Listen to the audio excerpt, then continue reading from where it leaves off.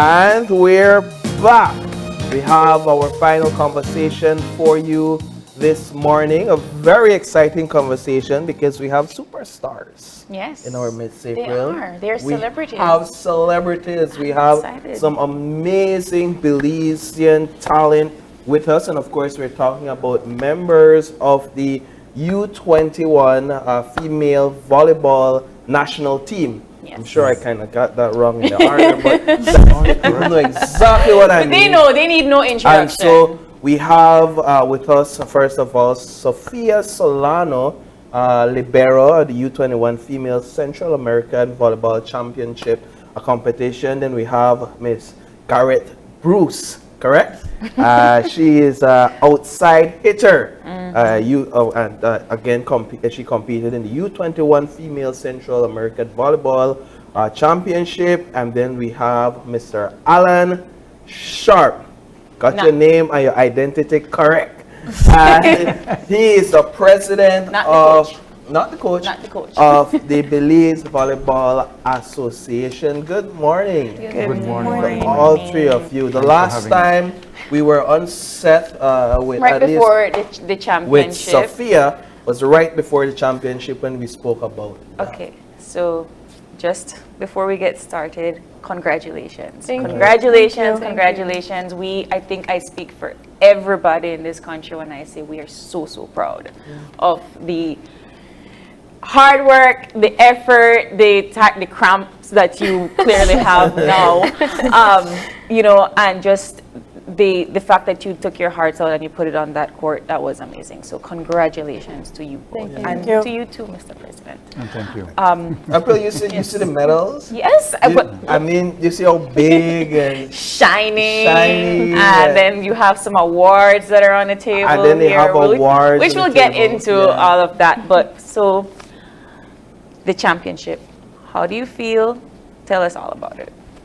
Well, I feel like we all worked incredibly hard moving up. You know, in the months before the tournament, we put a lot of work in, and I truly believe that we did our best out there. I think that we really just took everything that we have, everything that we trained for, and we did put it out on the court. And I think that obviously this is a result of that. In the last game, I genuinely believe that we put everything out there. We tried our best. And I think that it's safe to say that we did everything we could against that Guatemala game. So, I mean, it's clear to say that the competition was intense. I think everyone that was watching was like on their toes, and I do think that regardless of the outcome, I mean, I know how it is for want the first and right, but you guys did an amazing job. You did your country proud. So don't let anybody take that away from you. thank you. And the other question that I had was, how was the training leading up to it? Because I know we talked about the championship itself, but the training, what was the intensity like? Okay, so we practiced like every day. We had 2 practices, Monday to Friday, and 1 on Saturday in the morning. The practice were very intense. I would miss some practices because I was so tired, but I made up for it in the other practices, But we were tired. We worked hard during practices because we know what we wanted before we went into the tournament. So I would say it was very intense. I think it's incredible, and of course I'm echoing you, but what you both and your teammates did on the court, you with your ability to be able to get low and pick up those balls. I mean, there were times when I feel like you were under the ground to pick up balls because of how low you were able to get and recover plays that seemed almost impossible to recover from. And then of course you, Miss Bruce, you're up there, you're flying, you're like a little blackbird just up there. But when you get up there, it's almost as if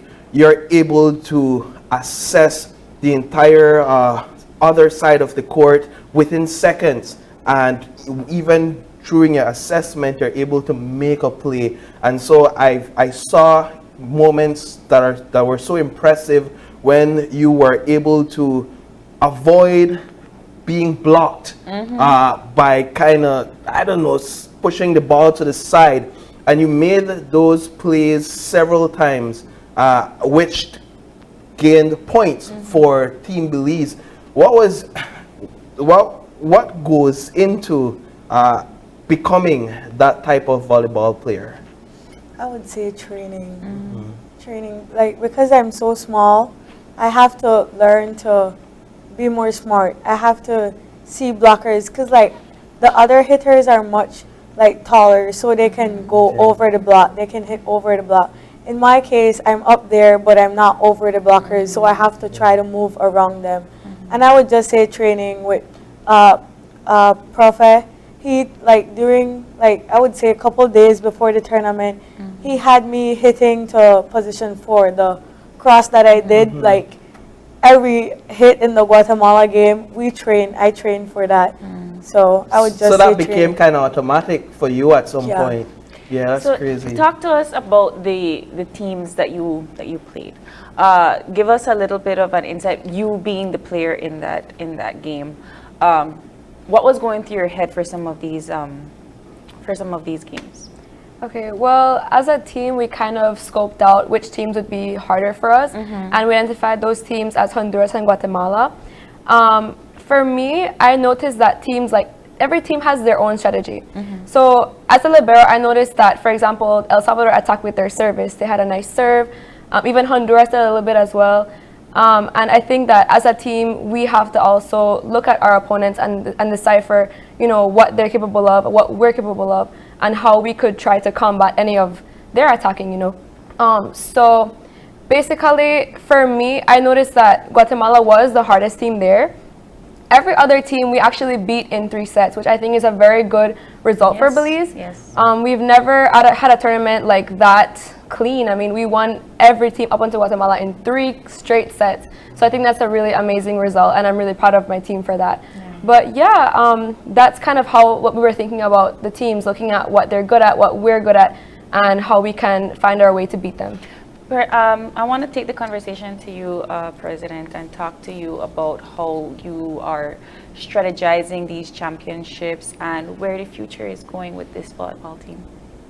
Well, since 2016, we've been trying to host every year. In fact, we're almost required to host. You have to come up with a very big excuse or good excuse. And saying financial is the international bodies don't understand that that a government may not be Able to putting out all the money. This tournament costs approximately $200,000 to host. Wow. Yeah. And because 99% of countries do that, Yes. they don't understand when we say we can't because of that. So that's no longer an excuse that they accept from us. Okay. And if you don't, you get sanctioned. So for example, there's a team in Central America this year, Costa Rica, who has not hosted, and they're going to be at the next assembly. They'll be that will be addressed. So we have to host. So next year we plan to host again. Because we know that, we try to make sure, above everything, to try and get the teams ready. We've been very fortunate with this female team because we've had a good female program. As you know, we've had, this is our 4th silver. In fact, just yesterday in all the WhatsApp and chats going on, you see where the Belizean people and the teams are now expecting gold, which is actually a good thing for us because before, just getting to the medal was a big thing. Yes. But now you see where they said, okay, well, now this is our 4th silver. But we are right on the cusp. We're right there. We're just about to do it. And there's still a lot more different tournaments to go to this year. The U-23 goes next week, Tuesday, to Honduras. After that, we have a senior team going away in late October. So there's a lot of volleyball happening throughout the year. So apart from a $200,000 tournament, we have tournaments to go to, and having a strong female program definitely helps for us to try and continue to have a lot of success. As we look back at that final match, without discrediting the victories we had throughout the week, those impressive victories, what would each one of you say were the defining moments in that match that rendered the results it did? Well, I think that our team honestly did the best it could. I think that we really were fighting that. We lost in 5 sets. Yeah. So it's not like we gave it away or anything. I think that we really worked incredibly hard. I think that one thing that we could have tried to look at more would be the mental part of it. Because I think that with the whole rivalry between Belize and Guatemala, there was a bit of pressure, you know. The entire Civic was filled, which, by the way, is incredible. It is. We were so grateful for that. That was What was that amazing like? to see. It was crazy. Yeah. I mean, it was incredible to see so many Belizeans out there, you know, cheering for us. Whole scene. Yes, it was. Yes. I have it now. Yeah, me too. It was crazy, but you know, of course, that does add a little bit of pressure for the players, you know. But I think that we did make sure to fight till the very end. I mean, the was fifth close. set, yes, it was close. The 5th set was 11-15, I believe. So it was very close, and I think that we fought very hard. But yeah, at the end of the day, I think that a little bit of pressure might have gotten to us. And you share the same sentiments, Ms. Cara? Yeah, I agree with her. Do you think that so for next year, right, when we have our championship, because we're hosting, what is it that you think we need to do for Team Belize to get to gold? Well, I think, of course, training is a huge component of that. I mean, but there are also many different aspects of the game. You know, you have, of course, the mental aspect, the competitive mindset, as well as the technical part of it, and training, and you know, being better physically. So I think that if we just try to improve in all aspects, I think that would allow us to eventually reach gold. I mean, before, like Mr. Sharp said, I mean, we were hoping for a medal for like a long time. And I think for the first time, at least for our age group, I think this is the first time we actually thought, okay, like gold is right there, we can get it, you know? And before it was always like, okay, let's try to get a medal. So since we're like in that mindset now, where we're so close, I think that we just get closer every tournament. Yeah, I'd like to add that. I mean, that's exactly right. I think we're now in, first of all, we are 400,000 against 40 million people in Central America. And to do what we do is Incredible. you know, massive. But it's the mental side that takes growth. You have to grow into it. A lot of people think you can just go and win gold, but every step from going from no medal to medal is it's mental. We are preparing. We have good coaches. We are ready. Going from bronze to silver was a growth. Going from silver to gold. And just so everybody knows, that Guatemala team was just in a big international tournament before coming here. So that gives them an advantage, especially mentally, because they've gone through mental stress. We unfortunately couldn't. So that's part of the growth that we'll have to continue to do. So I want to talk a little bit about the awards that were presented to you all after the games were concluded. And of course, you know, just to give that little bit of credit to Ms. Fatima, who won the best spiker, and then of course you, Garrett, who won second best spiker, and then Iman Safa, who won best setter. Tell us about the awards that we have here on the table this morning. What Yes, did you compare in the awards? We don't know anything. Best libero? Yes, best libero. Okay, Tell us so- about your award. Okay, so I think that I just want to make sure that everybody knows that these awards are based on statistics. These aren't given out based on like who you think should get the Oh, you award. feel Right. You know, right. it's based on statistics. So I think that a lot of our players are very skilled. I mean, we have a lot of skilled players in Belize. I personally was a bit surprised because on the statistics, I was like, I think third for best libero. But in the Guatemala game, we went to 5 sets. So that allowed me to get more touches in, allowed me to, you know, try to have better stats, you know. So I was a bit surprised, I will admit. I don't know if you guys saw it on the TV, but I was so surprised because I didn't think I would get it. But of course, I knew that Garrett and Fatima would get that award. I mean, they're like always up there. They're beating those balls. Like, it was like a no-brainer for them. When you were getting ready for your set and then you spike, I mean, don't know that never may have blocked you. Exactly, Like, like- everybody's just like, it's not, okay, it's done. Gives you the Point. ball. Yes. But You, yeah, your tell us. award? My award basically has its name on it, best attacker. I think, well, I know I got it because, well, I was kind of consistent in a couple Kinda? games. Yeah, So She's not giving her personally, I felt like the best game I had was against Guatemala. I feel like the first two games against Nicaragua and El Salvador, it was an okay game, but it was not my best. So it was kind of inconsistent hitting wise. So that kind of gave me motivation to be better in the other games. The first game against Nicaragua was a lot of mistakes. So, yeah. I like that I noticed that you both talk about the Guatemala game a lot, which was, I guess, your most challenging game. And I guess it sets you up for what to expect next time. But talk to us about the game that you did win. I mean, the first game, the second game, and then the third game, and we're all just there like, all right, gold. We can smell it. So talk to us about the first few games. I think that also kind of could have added pressure because, you know, we were winning those games 3 sets each, like straight wins. Yes. So, of course, we were like, okay, Guatemala's next, you know. But we, of course, knew that they were a difficult team. They play very fast, which is something that we've noticed, that they set very quickly. And I think that kind of gave us a little bit of challenge as well because no other team, like we were able to always block them or we were able to defend. But because they play so fast, it was a bit harder for us to defend against their attacking, you know. And they're also I think they are very consistent as well. But of course, I mean, we did, like I always say, we all continued to push as hard as we could. And we gave it our best shot, you know. And I think that, you know, as we progress, as we continue practicing, I think that we're able to play faster ourselves. Iman is an incredible setter, and you know, I think, and she also, like you said, won best setter. So as we progress, I think that we're gonna get better, quicker, and eventually win gold. How do you recover from errors? I know it's mental, I would imagine, because errors were made. But you know, at least I could see it in your faces, that you know when you make an error and you're like, ugh, but you have to get back up and you have to continue. There were times when perhaps there weren't somebody to support after a block.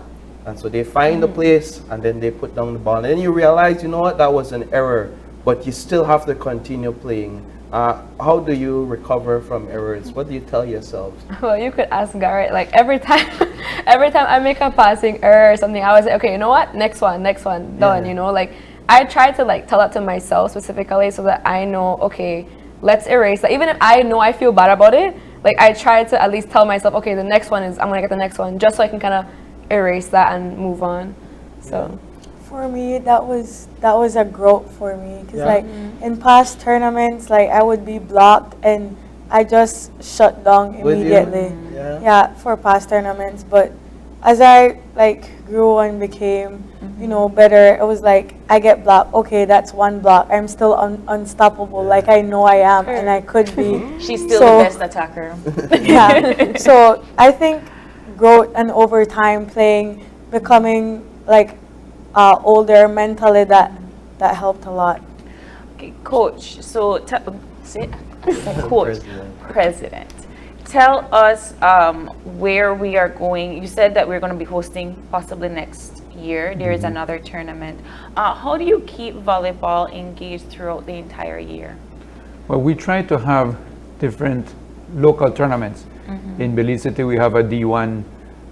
Which now hopefully after this we have a lot more fans.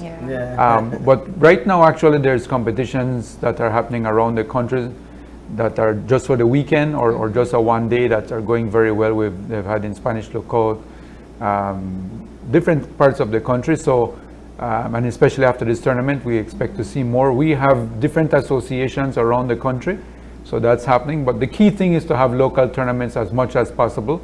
Because that's the only way to keep not only the girls active, but to have new players, to have a wide range of players. Volleyball is looked at as like a family sport. That means we expect that everybody can play from the cradle to all the way very old, and hopefully we'll get there very soon. But it's also a great tournament for everybody to come out. So that's also happening. But training, these girls can tell you that they train at least 11 months of the year throughout, and same with the men. The men are training throughout. And that's beside club training. There's club training, there's national team training. So volleyball is happening throughout the year. That's always, and also, I mean, beach volleyball. We have a lot of beach volleyball happening right now at the same time. So volleyball, I think if you look good, you might see a ball going outside. I mean, that's the amount of influence that these ladies have put out into. I think that when we were scrolling through social media, everything was about the volleyball championship. Let me ask as we wrap up. What do these medals mean to you?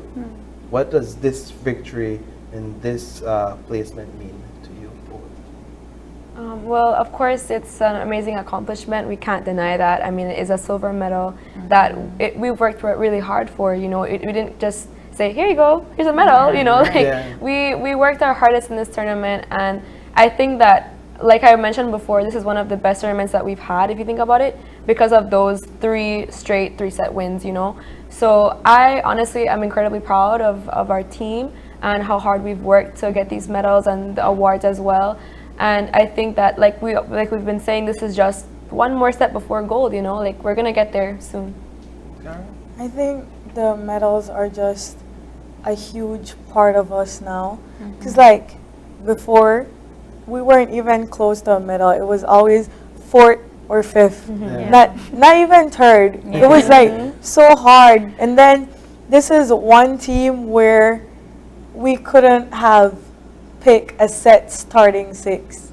We never had like a wide base of like athletes to choose from. In this tournament, we had everything. We had servers, we had attackers, we had setters, we had everything, and that just came with the training and the preparation and everything. So the medal to me is just a big part of me and my future and my accomplishment. I love it. Thank you so much. So what we'll do is go around and get some final closing thoughts. Anybody you want to thank, you go right ahead and do just that. There's your camera right there. Okay. Well, first of all, I just wanted to thank the entirety of, you know, all the fans who came out to support us, because that was really important to us. It was important to see you, to hear your voices. That was just an incredible experience. I think I could speak for all the players and say that we all definitely had cozy when we saw you all out there. And of course, once again, thank you to Mr. Peter Kwan, our main coach, Jose Fontes, Nelissa, Larry, and everybody else who supported us along the way. And of course, you know, like people like our parents, our families who also supported us throughout the tournament. Thank you very much. I just want to say thank you to like everybody, honestly, the entire Belize population, the coaches, the staff, the assistant that helped prepare the civic for us. I want to thank the government. I know they were a huge part of the tournament too. The people that came to like scrimmage against us, the past coaches that helped prepare us. I mean, everybody. It was. I just want to say thank you, and I hope you guys know that we appreciate it. Mr. Sharp, in closing thoughts? Well, I'd just like to say volleyball is back. Yeah. It's here again, and we will continue to do this. And it's every time we do this, I mean, we get kudos from all over Central America. In fact, the region, people even out of Canada, it looked like a world-class event. We held a world-class event. We made Belize proud. But none of that is not possible without the athletes, the coaches, the sponsors. You know, Bowen & Bowen, Simon Kwan, some of our biggest sponsors. Also the volunteers. I cannot, and my executive, you know, we're all volunteers, unlike what people think. You know, in preparing for these tournaments, we're at that civic till after midnight every night trying to fix the place up. So, and all the volunteers who gave up their time for those 5 days working long hours, that is not possible. Thanks to them, and most of all, thanks to the Belizean people who came out with massive support. You know, we once again filled the civic. This is our second time filling that civic. I think this time was a little bit more full than last time. So it was a fuller than full. Right? We had people all up on top. Yeah. But thanks very much, and thanks so much to you guys as well, because you help us to get the message out. So thank you. We're Our so proud pleasure. of them. But we hope to see you more, and no pressure, but we do expect great things. Just saying. We get Thank you. excited. But with that, we're going to take our final break and we'll be back for wrap up. So stay tuned.